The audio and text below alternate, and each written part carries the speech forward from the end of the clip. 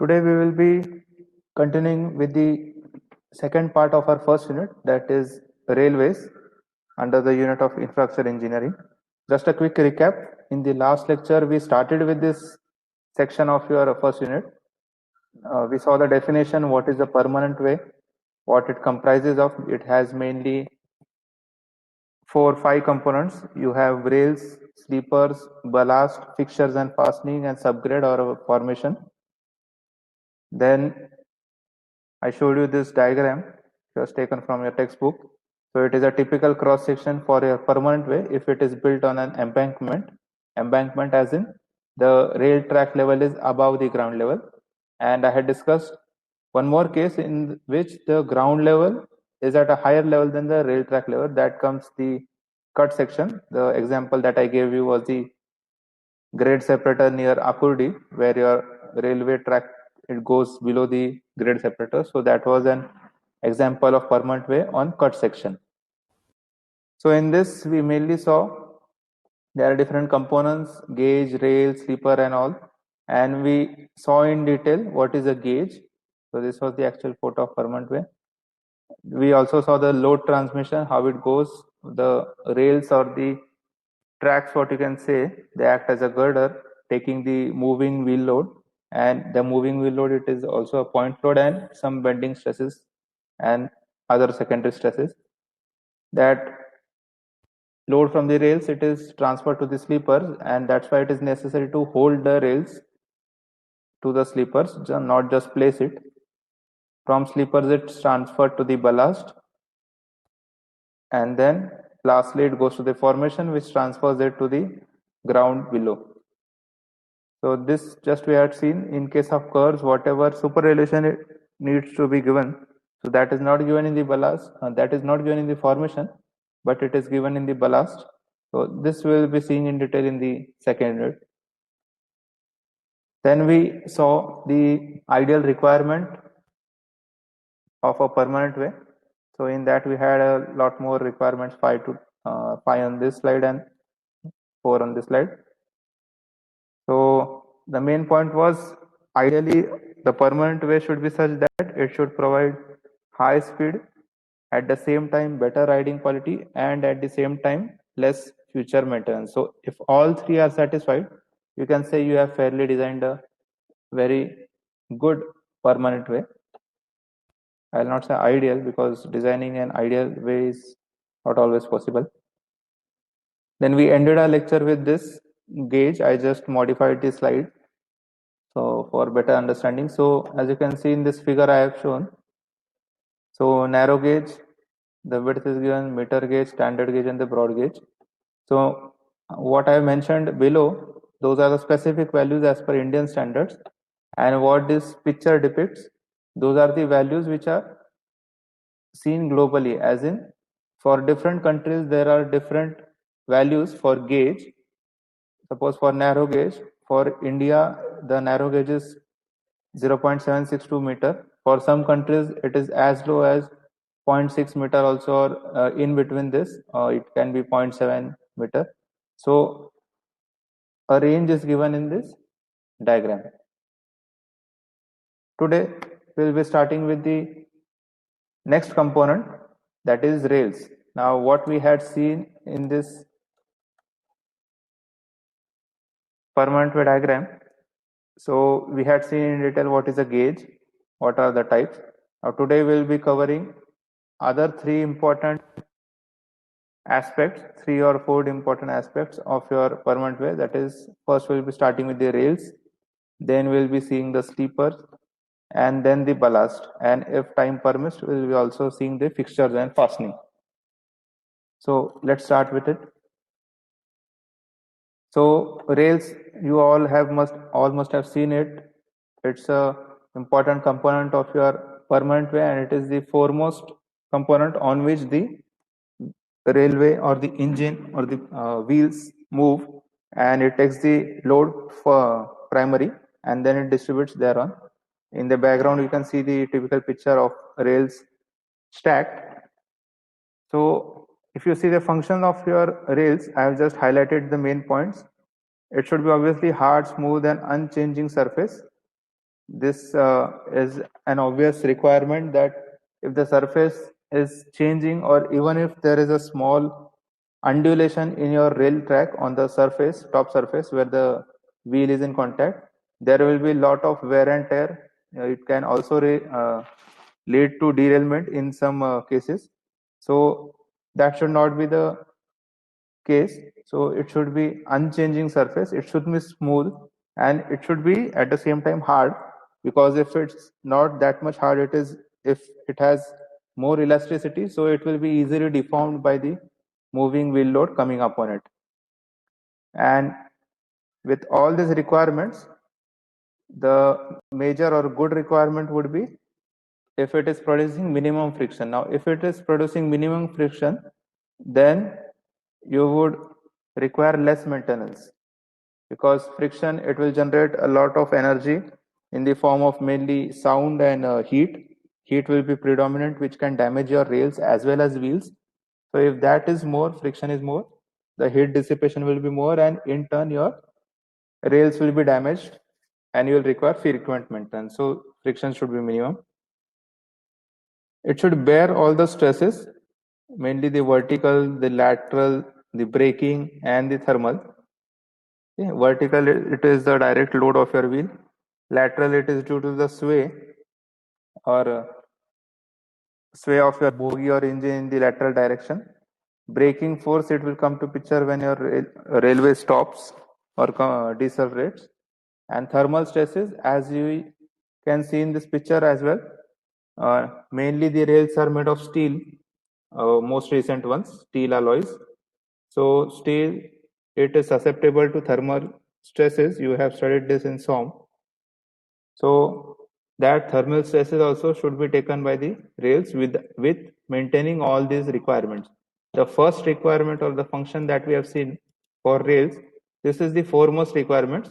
All the others, it should fulfill all the other requirements, as in it should fulfill this requirement number 2, 3, or 4, but maintaining this first. There is no relaxation in the first function. So again, third one is minimum wear, so that replacement is avoided as far as possible. And then it should efficiently transmit the load to the sleepers. So that's why you can see such kind of shape to your rails, that it is somewhat less cross section at the top, but at the bottom it is flat. So this is because it has to transfer the load to the sleepers to which it is attached, and the load transfer will be efficient if you provide a better or a greater cross section than the actual cross section which takes the load. So these are the functions of your rails.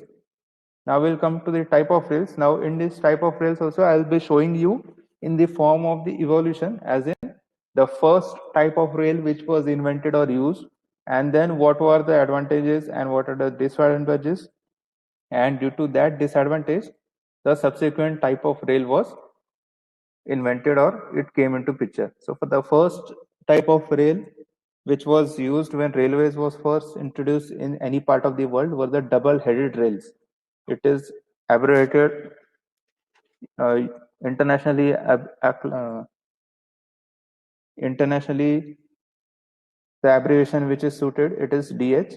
Now what is the specialty of this rail is both heads were utilized one by one, as in this was the cross section of your double-headed rails. Now if you see, it is symmetrical along the x-axis, as well as it is symmetrical if I draw x-axis here. So it is symmetrical about your y as well as x-axis. So first, suppose this is the surface 1, this is the surface 2. So suppose it is placed like this. So it is, you have a sleeper over here, and it is placed like this. You have fixed it to the sleepers, and then your railway is moving. Suppose this is the wheel of your railway. Okay. So over the period of year, there will be wear and tear. Obviously, though we say that the function of rail should be such that it should have minimum friction and minimum wear and tear, then too there will be some wear and tear to this top surface which is in direct contact with your rail wheels. Okay, this is the wheel. So what was done in this double-headed rail was, once they found out that this surface is now where lot of wear and tear has happened, so they just flipped it as in, now the surface number 2, now the surface number 2 came at the bottom and the surface number 1 came at the top. So this was the surface which was having that wear and tear, and the top surface of the block number or part 1, it was having a smooth surface because it was not utilized since, suppose for 1 year they have utilized the top surface or surface number 2, and for that 1 year this surface number 1 was unutilized. So now they just flipped it. They took that surface number 1 which was not utilized for a year on the top side, and then again they used it. So the main advantage of this double-headed was, in you use that rail to the maximum capacity, whatever was the life of that double-headed, until and unless both the heads were damaged, or you can say were worn out. So till then the rails were used. So that was a disadvantage of double-headed rail.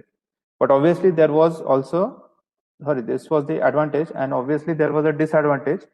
Disadvantage in the sense, when you flipped it, when the initial used surface, when it came to the bottom, so the undulated surface or the worn out surface, it was at the bottom. So that was causing less stability to the track because the surface was not smooth. As you require a smooth surface at the top, so that there is less friction between wheel and the rail. Similarly, if you have a smooth surface at the bottom, then only the load will be transferred to your sleepers effectively, and it will be fitting properly on the sleeper. If this is undulated, so there are also chances that your rail will move laterally in case of lateral sways, and the load distribution, which is supposed to be 100% or maximum, it will not be that much maximum because the surface is undulated. So the contact area is less in that case. So that was the main disadvantage of double-headed rail. So then, to overcome that disadvantage came the next type, that is bull-headed rails. Now what was there, or what changed in this bull-headed rail was, more metal was used on the top of the rail. That is such kind of cross section you can see. Again, we'll assume that there is a sleeper at the bottom. Now if you see, the cross section almost looks identical, or it is symmetrical across the y-axis, but it's not symmetrical across x-axis, in the sense the bottom surface, which is supposed to be in contact with the sleeper, it is having less cross sectional area or less metal on it than the top surface. So the idea was, they knew by then that okay, there is a wear and tear on the surface or on the head of the rail which is in contact, directly in contact with the wheels. So why not give more metal on that head which undergoes more wear and tear, so that even if it undergoes wear and tear, it will have more metal, so it will be having more stability, it will have more life. So that was the assumption by which they invented this bull-headed rail, and it also sustained for a long time.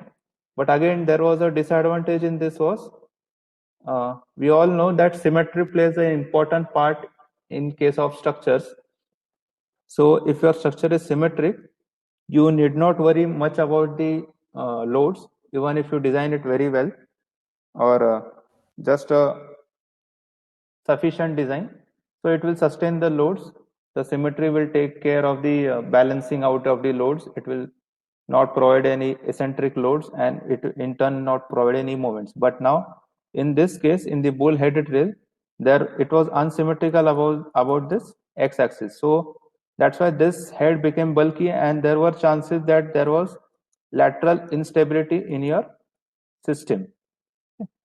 Just consider it ki the foundation, this part is having less cross section and this is having a bulky one. So obviously if you even try it out on your at your home, if you have some kind of water bottle, which is having, suppose, a small cross section at its top part and a bigger bottom, so just keep it inverted and try to put a load on the top, which is now on the bottom surface, which is now acting as a top. So immediately you'll feel the bottle becomes unstable. So same was the case with this rail also. So that's why stability was an issue in this. Wear and tear issue was taken care, but stability, it still was an issue. So that's why came the last type, which is nowadays used worldwide. That is the flat-footed rail. It is also known as the Vignol's rail. So what change they did was, they kept this head as it is, whatever was the shape. They retained the shape, but this bottom shape, they just changed it like this. They increased the cross section. You can see here. Okay. So the head was, this is the head, or top part of your rail is called as a head. And the bottom part, which they have increased the cross section, it is called as the foot. And the vertical section with joints is called the web. And this is the fishing angle for more details. So this is now the most widely used rail all over the world. Hardly anywhere you will find bull-headed rails, maybe for older tracks which are not much used. So for that, BH is used, unless or otherwise FF is used, the flat-footed rails. So the direct advantage you can see here, there is more metal at the head surface, which is taken from the BH. So the wear and tear will be taken care of. And to take care of the stability, they have increased the surface area through which your load will be transferred to the sleepers below. So obviously, if you have a larger surface to dissipate your load, so it will be more stable. The stresses will be less. You have again studied in SOM that stress is nothing but your load upon area. So if you increase the area, the stress will be less. And if the stress is less, obviously the material will work for a longer duration. So these are the three types of your rails. You have a double-headed, bull-headed, and flat-footed rail. This is just the actual picture that I have shown. So this is a typical double-headed rail. Now it's joint because it is on a point section. It is a tongue rail, which we'll be seeing later. So for now, just concentrate on the shape. So as I told you, double-headed, the top and the bottom were identical. Then came the second one, the bull-headed. As you can see directly, the metal is more on the top and less on the bottom. And the third one, flat-footed, this is the one which is used nowadays. So the top is retained from bull-headed, but the bottom, it is, the cross-section area is increased so that more efficiently load is distributed to the sleepers. So these are the three types of rail. Now it's in detail advantages, disadvantages. You can just refer from the book that I have shared. So I'll not go into that much detail. The main advantages and disadvantages I have told you. You can read the others from the book. The next component of your permanent way that I'll be discussing is the sleepers. Now sleepers, you all have seen sleepers. Definition, technically it is the member which is laid in transverse to the rails. Means if rail is kept like this, so transverse to that sleepers is kept. So 90-degree angle transverse basically. And the rails are fixed to it. They are not just placed, they are fixed. So this is an important term. Remember always, you never place your rails on the sleeper, you always fix it. So again, as we saw the functions of rails, similar way you have functions of sleepers, and more or less if you observe in all the components of permanent way, there are some common functions, as in your that component should be such that it should take the loads, it should make the system stable in the lateral direction, it should take all the shocks and vibrations. So these are some of the common functions which you can observe in rails, sleepers, ballast, and also the fixtures. So same way you can see here, as I told you, the common functions is longitudinal and lateral support, then absorb the blows and vibrations, distribute the load. Okay. So it holds the rail, and that's why the gauge is maintained. So if you do not maintain this gauge, or if your sleepers are faulty, they tend to move in lateral direction. So in that case, the gauge will be disturbed, and it can cause serious mishaps or accidents in your system. Then it holds the railways or holds the rails in the proper level and also the proper tilt. Okay, in this we'll be seeing the case of tilt in the curve section. So on curve section, the sleepers are also tilted, so they should remain tilted because they are intentionally tilted so that to counteract the centrifugal force. So it should maintain that. Then it should act as an elastic medium between the rails and the ballast, as in whatever is the load coming from the rails, it should be efficiently transferred to the ballast. They should act as elastic medium. Okay, I have written the word act.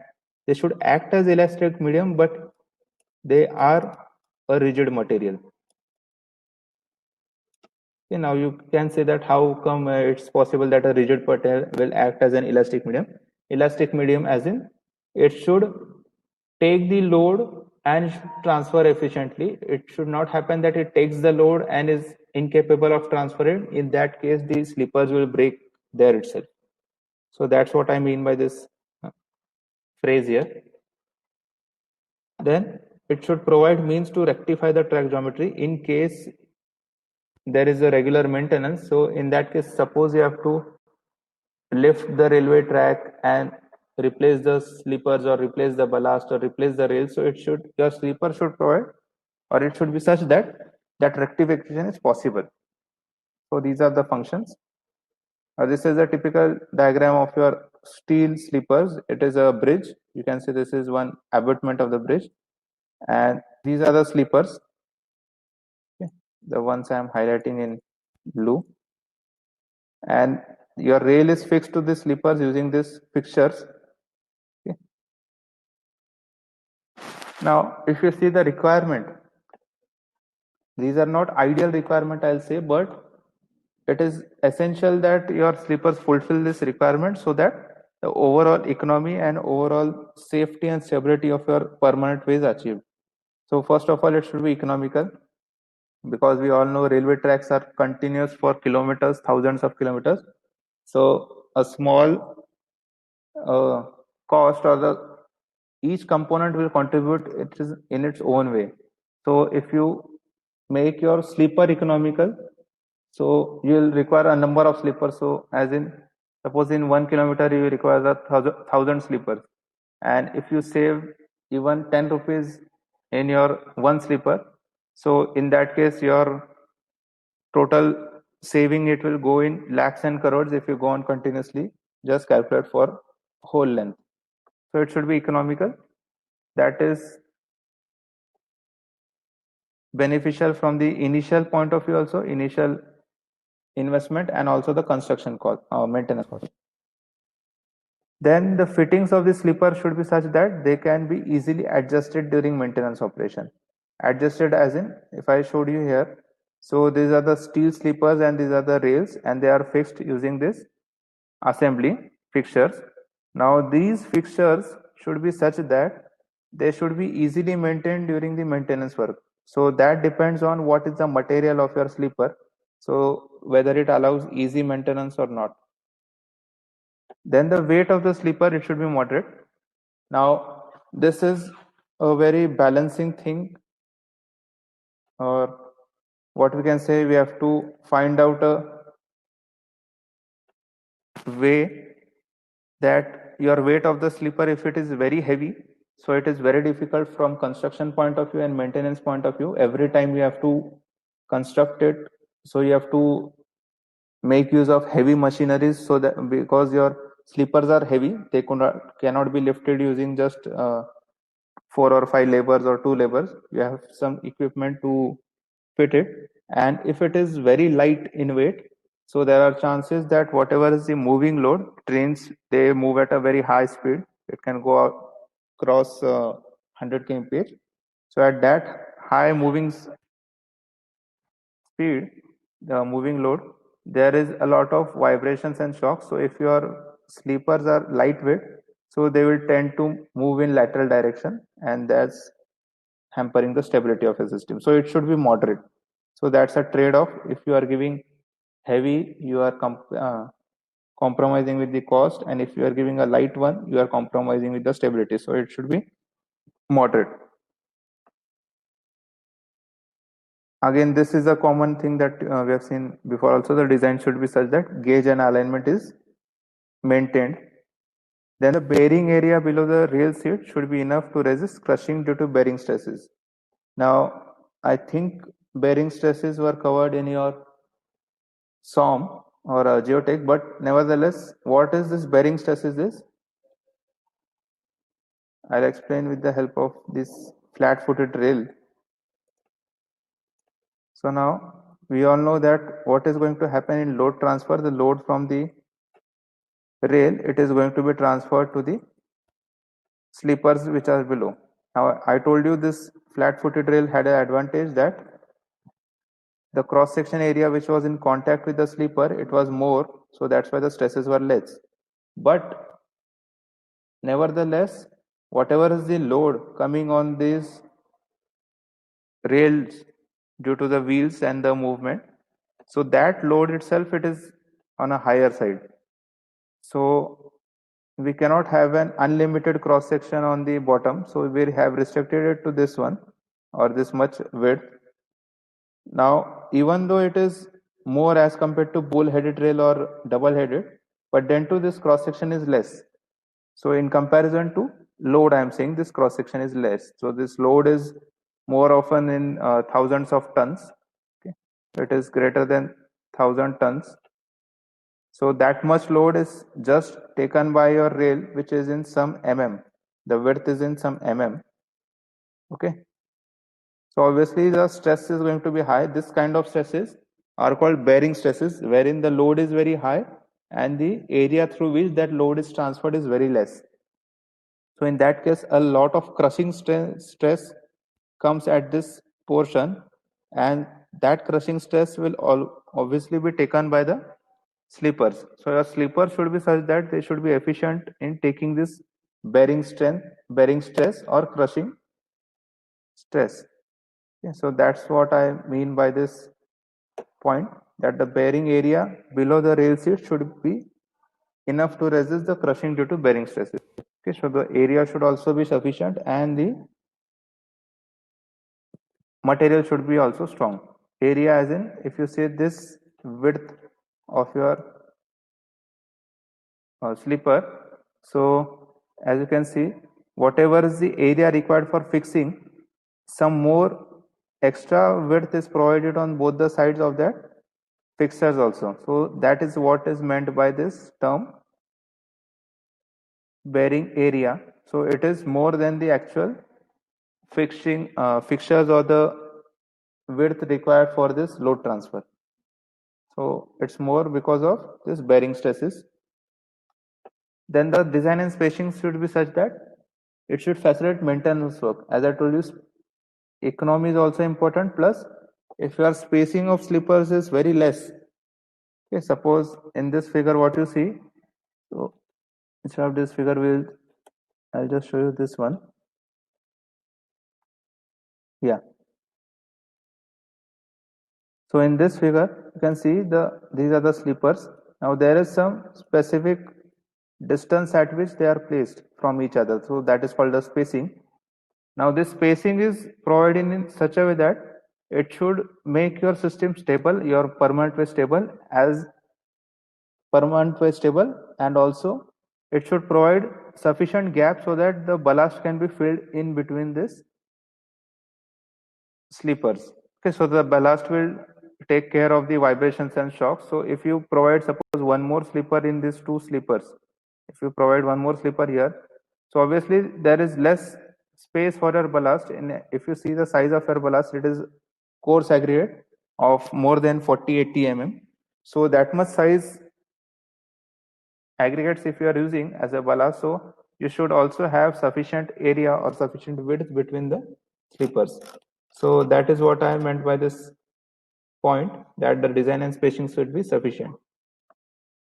Then the sleeper should be capable of resisting shocks and vibrations. Now this is again a common point which I said, which will be getting in all the components of permanent way. Again, it should be designed to resist the lateral forces, and ideal sleepers, it should be such that there is anti-sabotage and anti-theft qualities.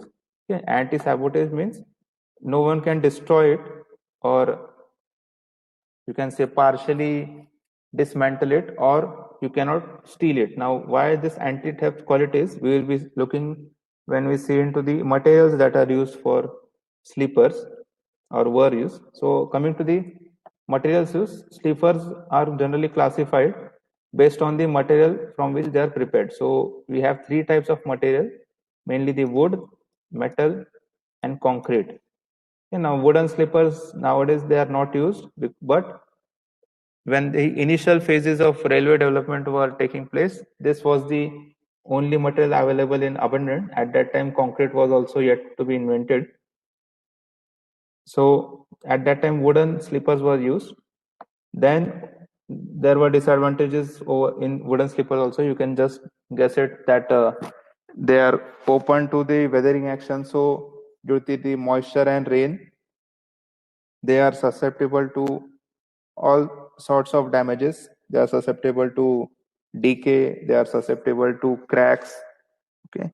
So due to that, then came in the metal sleepers. Now metal sleepers, in that also we had two category, cast iron or steel. So basically when these sleepers came into existence, there was this theft issue which was predominant. So people were just stealing it, and they used to melt the metal and just make something out of it which they would sell. So in that way the theft increases. That's why it is mentioned that your ideal slipper should be such that it should be anti-sabotage and anti-theft quality. Okay. So it's for this. And in concrete you have reinforced and pre-stressed. Now reinforced, that is nothing but RCC. Okay. It can be a plain concrete, it can be a reinforced concrete, as in you can have a metal bars in the transverse direction so that you resist the bending, or it can be pre-stressed also. Now the concept of pre-stress, just shortly I'll explain that. Suppose this is the sleeper. Okay. In case of reinforced, I'll tell you. So in case of reinforcement one, what we have is we provide the reinforcement inside. Okay. And suppose I have tied it here also, and in between also. Okay. So this is the reinforcement, and then I have casted the concrete. So this is the reinforced concrete sleeper. Now what happens in pre-stress is this reinforcement, it can be placed beforehand. Okay. And some jack is used to hold it. Suppose one end is holded or fixed somewhere, and you have a jack assembly to pull this. Okay. Now when you pull this, there is stress developed in this metal. We call it tendons in form in pre-stress, but now for now you can just say it is metal. So metal rods, you elongate it or you provide a tensile force in it, and then keeping that force as it is, then you cast, then you pour concrete into it. Okay, then it sets, and once the concrete sets, okay, when it hardens, then you release this force. Okay, then you remove this force. So what will happen is your steel, it will try to again come back to its original position, but because that is the property of your steel, you have studied it in SAW. It is an elastic material, so it will try to regain its shape. So when it tries to regain its shape, it puts a stress on your concrete that has been hardened, and this stress is of the opposite nature. Opposite nature as in, if suppose this kind of stress is coming on your concrete, so opposite as in whatever stress will be coming in the actual design life of this member, it will be of the opposite nature. So that is the concept of pre-stress. Anyways, you will be studying it in detail in your last year. I have just given you a brief idea about what is pre-stress. So these are the just pictorial representations. The first one, this is the wooden slipper. You can see this. The second one, this picture, this is the first one. This is the wooden slipper. The second one, it is the cast iron slippers. Now these were used for a lot more years when industrial revolution was at its peak. Then when steel was invented or came into picture, then these were the steel slippers.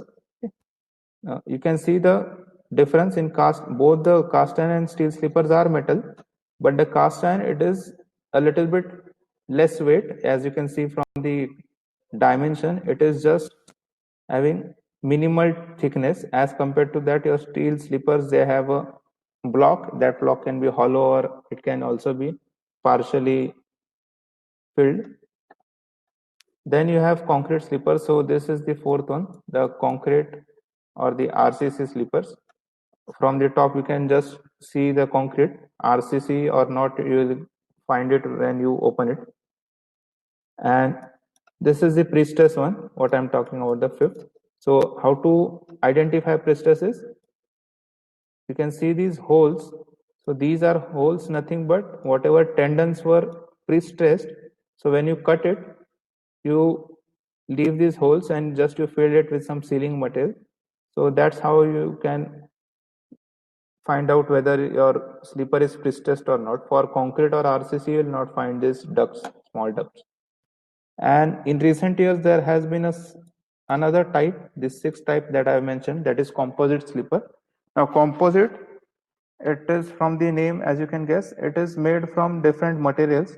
Generally, it is made from plastic and some other elastic waste, you can say, okay, which is just melted and they have recasted it. So that is the composition of your composite slipper. Now these are not that much preferred because as compared to RCC or pre-stress, they are very lightweight. So again, you have stability issues. But in case if you don't have a heavy loads as compared to that in your RCC track, and it's a small track for maybe a maintenance purpose or some station yard, so there you can provide this kind of composite sleepers. And as I told you, or I have shown you, you have 5 to 6 types of sleepers based on the material. So obviously you can choose either one. Either you can choose or you can reject any of the sleeper material based on some parameters, and these are the 15 parameters that are been mentioned. Now I'll not go into detail because it's not anything to explain. You can just read it and it will be also quite of a self-study for you. So I have just mentioned the point. So the comparison is made. Simply just think of it as, suppose you have to buy a laptop. So you have different models of laptop. Suppose you have HP and Dell, suppose, for example. So amongst these two, suppose you have to choose. So what we will see, you will see different points of comparison, that what is the cost, what is the configuration, hard disk, RAM, processor, graphic card, and all. There are many points of comparison. So in same way, if you have to choose between two types of sleeper, if suppose you are on site, you are in charge for a certain railway section, and you are told that you have two options, either you can go for pre-stress or you can go for steel sleeper. So you have to compare and then you have to make a decision. So for comparison, you have to consider all these points: the cost per sleeper, life, weight, maintenance cost, overall economy, handling, tack fitting, elasticity, rigidity, link, and all these things. So I leave it to you